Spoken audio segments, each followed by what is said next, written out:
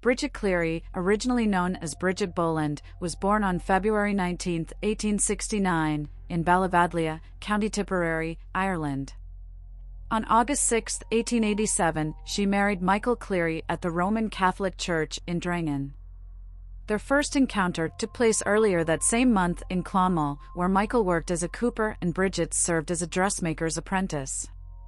Although they were married for 8 years, they did not have any children at the time of Bridget's passing. Following their marriage, Bridget returned to her hometown of Ballyvadlia to live with her parents, while Michael continued working as a cooper in Clonmel. During this period of living separately, Bridget became more independent. She started her own flock of chickens and sold eggs to her neighbors. It was quite unusual for that time and place for a woman to have a profession, but Bridget was a skilled dressmaker and milliner.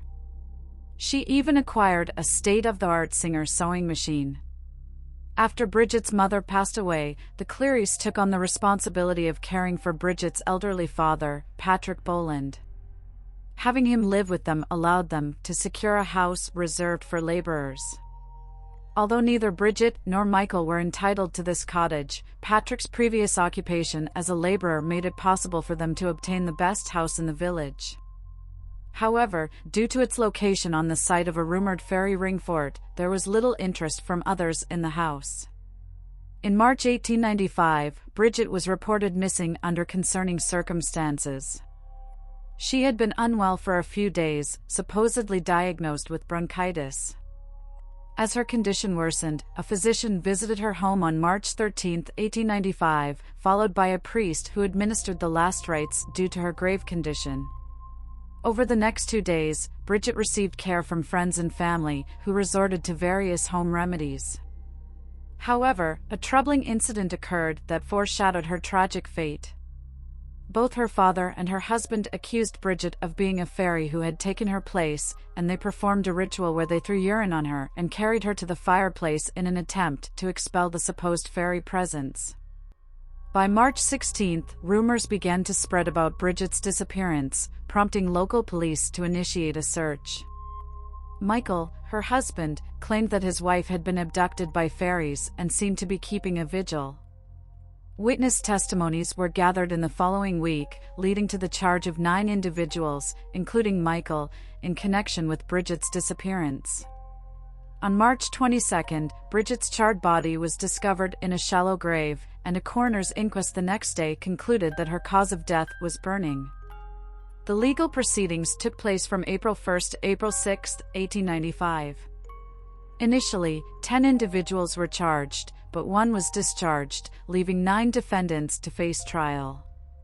On July 3, the court session began, and the grand jury indicted 5 of the defendants, namely Michael Cleary, Patrick Boland, Mary Kennedy, James Kennedy, and Patrick Kennedy, for murder.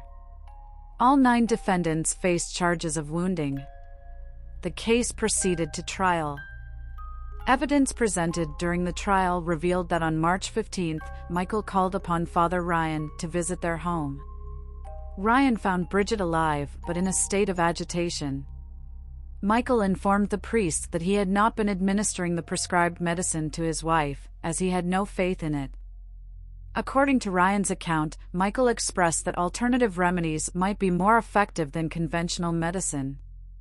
Bridget received communion from the priest, and he departed. Later that night, neighbors and relatives returned to the Cleary household, leading to an argument infused with fairy folklore. At some point, Bridget told Michael that the only person who had been taken by fairies was his own mother. In response, Michael attempted to force-feed Bridget, violently throwing her to the ground in front of the fireplace and menacing her with a burning piece of wood. Bridget's clothing caught fire, and Michael proceeded to douse her with lamp oil. The witnesses were uncertain whether Bridget was already deceased at this point. Michael prevented others from approaching her burning body, insisting that she was a changeling who had been replaced by the fairies. He believed he could retrieve his real wife from their clutches. During the trial, the jury was taken to the storage building where Bridget's body was being held for burial, allowing them to witness the condition of her body and the extent of her injuries. They personally verified her identity by viewing her face. The jury's observations in the outbuilding served as harrowing evidence of the immense suffering Bridget had endured before her death. As the trial concluded, charges against one co-defendant, William Ahern, were dropped. 3 others, namely John Dunn, Michael Kennedy, and William Kennedy, were convicted of wounding. Patrick Kennedy received a 5-year sentence of penal servitude, Michael Kennedy was sentenced to 6 months of hard labor, James Kennedy was sentenced to 18 months of hard labor, William Kennedy was also sentenced to 18 months of hard labor, and Mary Kennedy was released due to her advanced age and frailty.